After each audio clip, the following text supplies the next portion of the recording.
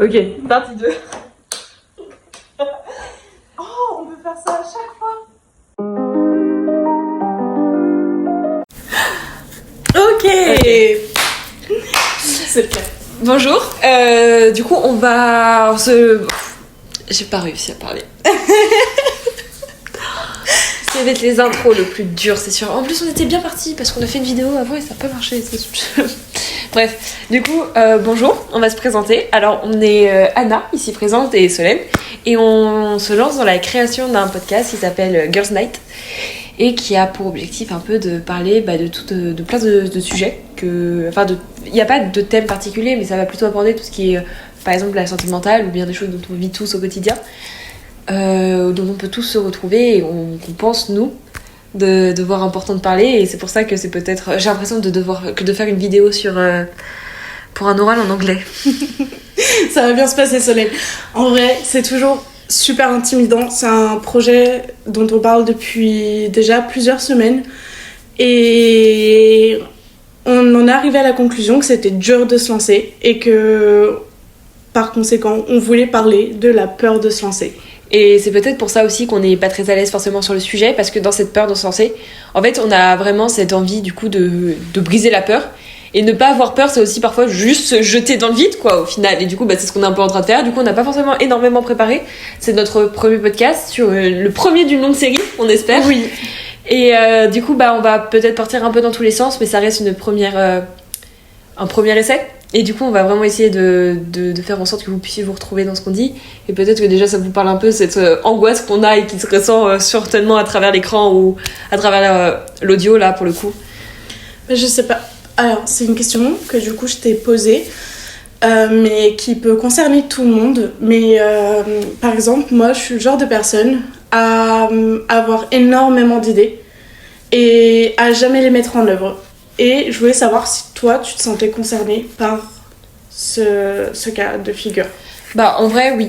Parce que, en fait, depuis longtemps, j'ai déjà eu des projets. Je pense qu'on en a tous eu des choses qui nous tenaient plus ou moins à cœur, mais qui sont plus ou moins faciles à réaliser. Des choses, par exemple, tous les projets ne puissent pas, par exemple, une personne qui a la motivation, je sais pas moi, de se mettre à aller courir, on va dire que c'est quelque chose qui est peut-être plus abordable dans le sens physique, où il suffit de mettre des chaussures et aller se balader que de lancer un énorme projet, genre monter une entreprise, enfin voilà. Du coup, en vrai, moi, des projets que j'ai eus, je sais que, en fait, j'ai beaucoup agi à l'instinct. Et en fait, c'est quelque chose que je me suis rendu compte, genre vraiment avec la création de ce podcast. Parce que pour l'anecdote, vraiment, je lui ai renvoyé un message à Anna hier soir pour lui dire, meuf, ça y est, c'est demain. En fait, c'est demain qu'on se lance. En fait, juste pas laisser le choix. Et en fait, je pense que c'est quelque chose de mettre une deadline ou un ressenti. Juste de se dire, ok, c'est maintenant que je dois agir, c'est maintenant que je dois le faire. Et je pense que c'est ça. Vraiment, se lancer dans un projet, c'est pas de se dire, bon, vas-y, je commence un peu, mais qui est pas... En fait, s'il n'y a pas ce truc derrière qui te dit, ok, ça c'est mon moment, ça c'est maintenant, Ouais. je pense qu'on peut avoir plus de mal à se lancer. En vrai, moi, le podcast, ça a toujours été une idée, ça a toujours été un truc que j'ai voulu faire. Mais de base, j'étais partie sur l'idée d'interroger mes grands-parents sur la vie d'avant, sur les trucs comme ça, et d'en faire un podcast. Et je sais pas, en fait, j'avais commencé et je me suis arrêtée. Et si t'avais pas été là pour me foutre un coup de pied au cul, littéralement, genre, je pense pas que je me serais lancée. Et pourtant, ça a toujours été, genre, un de mes désirs. En fait, c'était une sorte d'opportunité, quoi. Le fait qu'on en ait reparlé, qu'on ait un peu cette même envie, quoi, de parler. Mais surtout que c'est super rare de rencontrer quelqu'un qui a les mêmes envies que toi au même moment. Genre, de rencontrer quelqu'un qui veuille bien se lancer dans un projet comme ça. Ouais. Parce que c'est... En fait, ça peut paraître rien, mais pour nous... En fait, ça peut paraître rien, mais c'est tellement pour nous, là, actuellement. Ouais. Vraiment, c'est vraiment un projet de vie, c'est vraiment quelque chose dont on parle. Parce qu'en fait, quand on avait cette discussion sur pourquoi on voulait faire ça, en fait, on avait vraiment cette même envie, c'était d'essayer d'aider des gens, ou tout du moins de parler. Parce qu'en fait, on vit tous des moments où on se sent un peu... Comment dire ? On vit une situation hyper particulière, et en fait, on est hyper bien entouré par nos proches, nos familles, nos amis, nos amoureux, etc. Mais... derrière, il y a ce truc de... En fait, comme chacun vit une situation hyper personnelle, en fait, on n'a pas forcément des des tips, parce que quand on découvre, on n'ose pas forcément en parler, genre on peut vivre une situation hyper traumatisante, et que du coup pour nous sur le moment ce soit pas du tout traumatisant, genre on banalise ça, genre par exemple dans les relations toxiques ou autres, et en fait c'est en se rendant compte quand on en parle avec nos proches après, qui nous disent non mais en fait ça c'était pas normal, et en fait c'est à ce moment-là que tu réalises que c'était pas normal, et du coup en fait on s'est vraiment dit quand on en discutait, il faut qu'on parle de ces choses, pour que les gens se rendent compte, et en fait que ça vraiment... que les gens se représentent de ce qu'on dit, quoi. Et en fait, ça nous tenait vraiment à cœur, et c'est vraiment pour ça qu'on n'a pas eu peur de se lancer, quoi. Est-ce que pour se lancer, en fait, il faudrait pas être genre super bien accompagné, du coup? Parce que c'est vrai que se lancer seul, c'est toujours dur. Mais quand on a un bon cercle autour de nous qui est là pour nous encourager, je trouve que ça rend les choses tellement plus faciles. C'est vrai. Mais parfois, justement, on a envie de se lancer pour eux. En fait, parfois, il y a des projets aussi qui méritent pas forcément d'être accompagnés. Juste vraiment, parce que faut pas non plus qu'on se dise faut qu'on soit impérativement avec quelqu'un et tout pour faire quelque chose. Après, il y a des trucs qui nécessitent. Par exemple, toi, quand t'avais parlé du coup de ton projet, ton rêve de monter peut-être un truc, un film ou quelque chose d'autre, tu sais que ça, c'est des choses où... Vas-y, en fait, tu peux faire un film mais toute seule, genre c'est chiant d'être réalisatrice, actrice, tu peux pas... T'es pas... Voilà. Tu imagines, tu fais 8 actrices à toi toute seule. Non mais voilà, c'est des choses. Mais il y en a d'autres où il y a juste besoin de se dire ok, c'est ma vie, c'est mon moment. En fait, il y a personne qui peut nous empêcher de faire des choses, il y a rien qui nous met des barrières théoriquement. Mais en fait, moi j'ai toujours plein d'histoires dans la tête, j'ai plein de rêves et de... Sur le moment, ça va durer un mois, je sais pas comment dire, une sorte de hobby.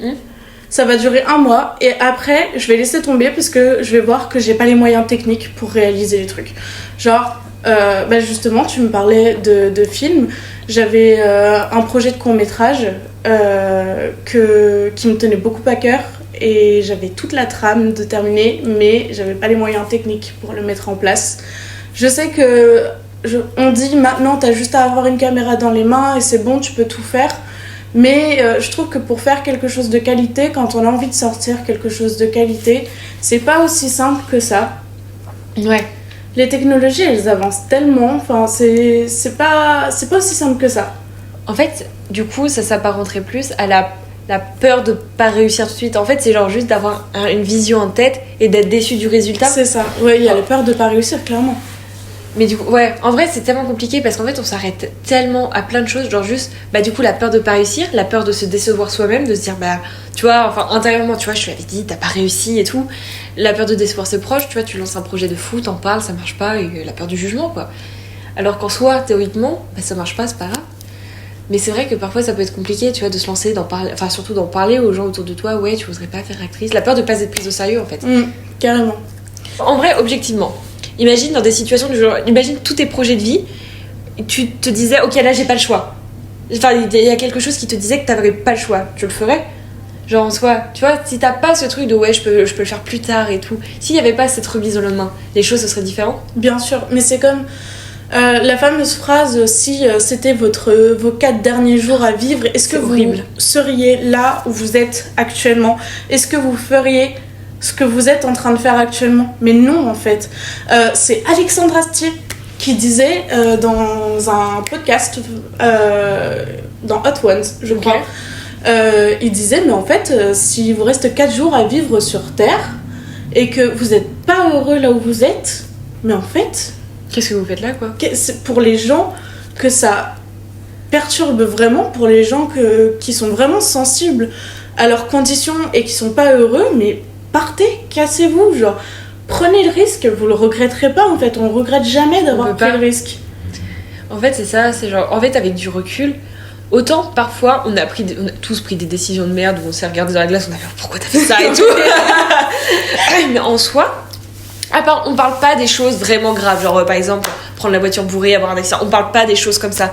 Mais sinon tous les petits trucs du quotidien qui nous ont fait vas-y, je me lance, je le fais, je veux dire à mon crush que je l'aime, enfin tous les petits détails, on l'a jamais vraiment regretté parce qu'il y a pas de conséquences à ça. Enfin au pire tu te prends une tarte dans la gueule, enfin franchement il y a pire dans la vie et au mieux ça fera. En fait il y a vraiment un truc, maintenant j'essaie de l'utiliser un max, au mieux ça marche, au pire ça fait une anecdote quoi. Du coup, j'adore cette non, phrase. mais voilà, en vrai, en soi, il n'y a jamais rien qui a vraiment de conséquences. On reste encore une fois sur les trucs pas graves, hein, les petits détails. Mais il y a juste le fun d'essayer. Et en fait, quand tu parlais d'obligation, il y avait un truc qui était intéressant. Bah, du coup, je vais revenir sur la phrase qu'on avait dit.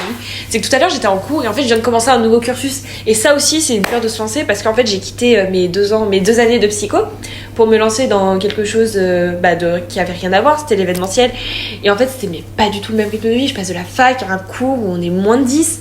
Et en fait, il y a ce truc de mais est-ce que j'en suis encore capable, quoi? Est-ce que après 2 ans où j'allais pas spécialement en cours parce que j'aimais pas ça, parce que j'étais pas forcément bien, est-ce qu'aujourd'hui je suis prête à me relancer dans autre chose? En vrai, j'ai essayé et ça va parce que j'ai eu l'envie et j'ai pas peur. En fait, j'ai peur de me rater. Évidemment, je suis terrifiée de se jeter dans le vide comme ça, mais au pire quoi? Au pire, ça marche pas. Et en fait, c'est vraiment quand on opère ça et de se dire ok, j'ai quelqu'un qui est derrière moi, enfin j'ai tous mes proches, et ça aide de fou. Et puis même si j'avais pas, enfin là c'est pas mon cas, mais les personnes qui sont un peu plus isolées, qui ont un peu plus de mal avec le contact social, mais genre juste vous êtes avec vous-même, et en fait ça c'est important. Tant que vous êtes là pour vous, il y a rien qui peut vous arriver parce que vous saurez rebondir. Si vous savez vous écouter, faut que vous alliez là où vous vibrez en fait. Et nous, là par exemple avec cette création de podcast, en fait c'était un besoin, on le fait et on sait pas si ça va plaire, on sait pas, et alors nous on le fait pour nous, là, cette conversation-là, et on parle à cœur ouvert de ouf. En fait, on risque rien à aller vers ce qui nous fait kiffer et ce qui nous fait plaisir de faire. Et du coup, à la base, je disais ça parce qu'il y avait un de mes profs qui avait dit une phrase qui était hyper vraie. Et je l'ai un peu remixée. Monsieur, sachez que je vous ai adoré pendant 3 jours. Sachez que vous étiez incroyable.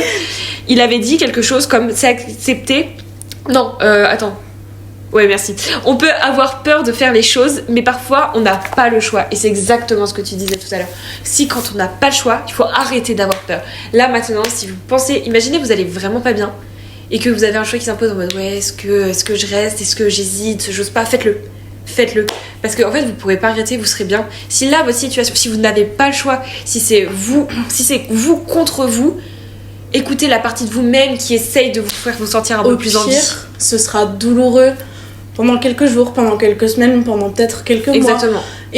Mais à terme, en fait, ce sera un changement qui sera tellement bénéfique pour vous que ce sera vraiment un changement de style de vie. Et tous les gros changements comme ça, toutes les grosses décisions, même les petites, c'est vraiment des petites victoires au quotidien et c'est des choses qui vous font avancer dans la vie. Et c'est des choses dont on a besoin. On peut pas vivre constamment de manière figée, c'est pas possible. On peut pas vivre avec ses peurs. On nous dit, quand les gens qui sortent la phrase « mais t'as trop changé » et tout, d'une manière négative, ça je ne comprends pas, parce que pour moi, c'est tellement un compliment de me dire « putain, t'as changé ». Je me suis trouvée. Parce que évidemment que j'ai changé, genre je suis plus la même que celle que j'étais au collège, je suis plus la même que celle que j'étais au lycée, et heureusement, parce que franchement j'étais une sale gamine. J'étais vraiment une sale gamine. Mais ouais. Non mais en vrai c'est ça, c'est genre juste on apprend avec son temps, on apprend avec ses expériences, on apprend avec son entourage. Et en fait c'est toute cette accumulation de petites choses qu'on a faites qui on s'est dit bon ok, vas-y maintenant je tente, je fais, j'ai pas peur. Parce qu'il y a des actions qui demandent quand même vachement de courage. Alors quitter un travail, commencer de nouvelles choses, c'est dur ça. Parler aux gens, sortir d'une situation inconfortable, en fait c'est des choses mais qui demandent tellement de courage. Et genre juste là on va également parler aussi par exemple les personnes qui souffrent de dépression ou autre, sachez que même si vous vous dites ok aujourd'hui j'ai réussi à sortir et tout, mais c'est une victoire en fait, soyez fiers de vous. Une très grosse victoire.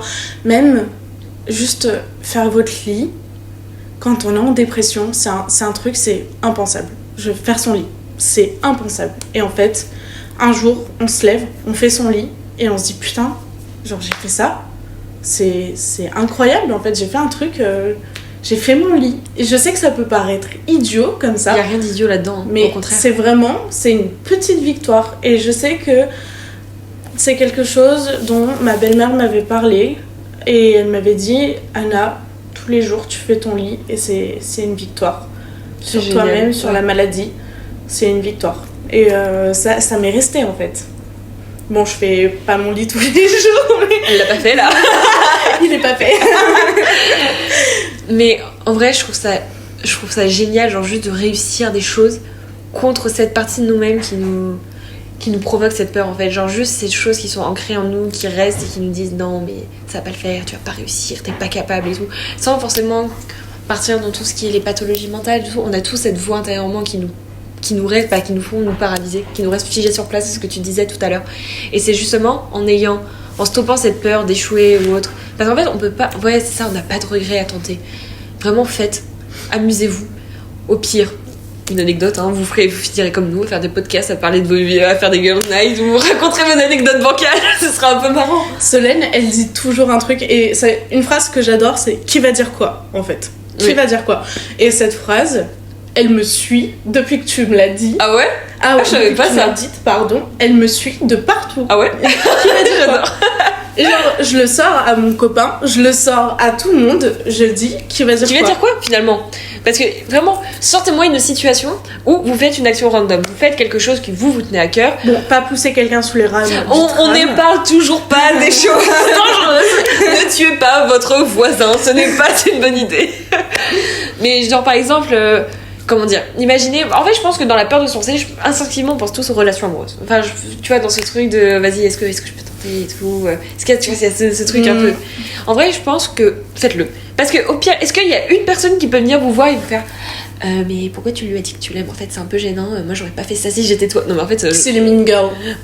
Ah, les mean girls, comment elles s'appellent? Comment on les appelle? Les filles. Les Violetta. Oh putain, tu viens de réveiller un souvenir enfoui. Wow. C'était quoi? Bah, Violetta. Ah, juste Violetta, ouais, pas Violetta. Non, mais j'y ai pas pensé depuis des années. D'ailleurs, putain, comment il s'appelait? Il est en couple, là, un de ces mecs. Non, il est super bien avec sa copine et tout. C'était trop mignon. Ils avaient fait un TikTok ensemble et tout. C'était l'amour fou. Oh. Bref, on s'est égaré. Mais du coup, voilà, en soi, il y a rien. Ou alors vous lancez dans un projet, vous mettez à écrire un roman, vous mettez dans la cuisine, vous inscrivez à une école de pâtisserie, je sais pas. Il y a personne qui peut venir vous voir en face pour vous dire non mais c'est une idée de merde, t'aurais jamais du tout. S'il y a des gens qui le font, mais c'est qu'ils n'ont pas osé le faire. Et en fait c'est ça qui est très important. Ça, faut vraiment insister sur un point, c'est qu'il y a beaucoup de personnes qui aiment critiquer les autres parce qu'ils ne font pas, parce que eux-mêmes n'ont pas osé en fait. Et comment dire, il y a beaucoup de personnes mal intentionnées.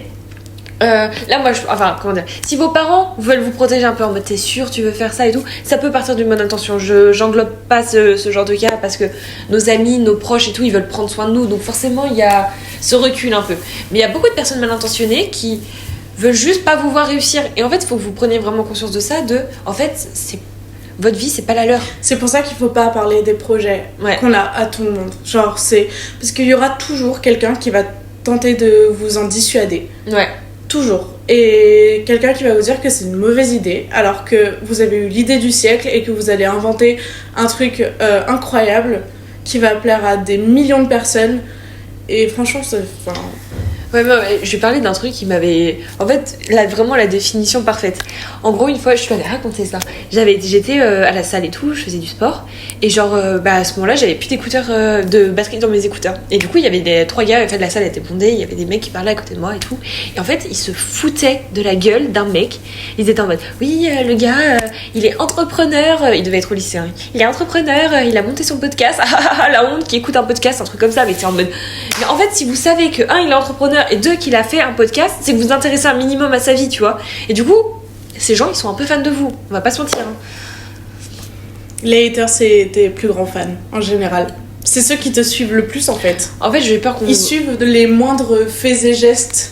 En fait, j'ai peur que... Je veux pas qu'on interprète ce qu'on est en train de dire comme on promeut un peu de haine, tu vois, entre... Mais pas du tout, au contraire. Non. C'est ce qu'on essaie vraiment de faire passer, c'est vraiment que il y a toujours des personnes qui trouveront quelque chose à vous dire, qui trouveront quelque chose à vous reprocher. Mais ça, ce sera exactement de la même manière que ces personnes mal intentionnées diront mais tu fais toujours rien de ta vie à 23 ans, mais qu'est-ce que t'attends? En fait, faut voir ça comme il n'y a pas de situation parfaite. C'est pour ça, faites ce qui vous plaît. Ça plaira à des personnes qui vous suivront, et ces personnes-là, elles vous suivront toute votre vie. En fait, si t'aimes quelqu'un, tu le suis dans tous ses projets.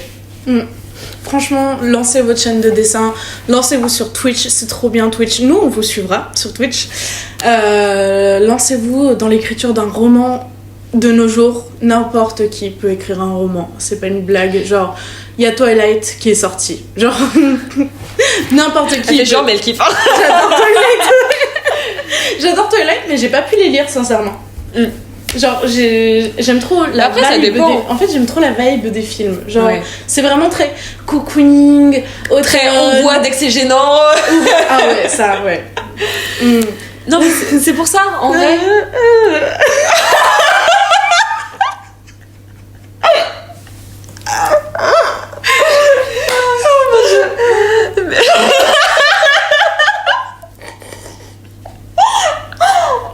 L'imitation ratée. Oh, elle était catastrophique. Mon Dieu, putain. Mais du coup, en vrai, au pire, vous l'écrivez votre roman. S'il y a une maison d'édition qui vous dit bah elle est pas ouf, vous en contacterez une autre. Si elle vous dit elle est pas ouf, vous en contacterez une autre. Et puis si ça marche pas, vous l'aurez écrit pour vous et pour vos proches. Ouais. Il y a forcément quelqu'un qui le lira à votre histoire. Vous ferez forcément plaisir à quelqu'un.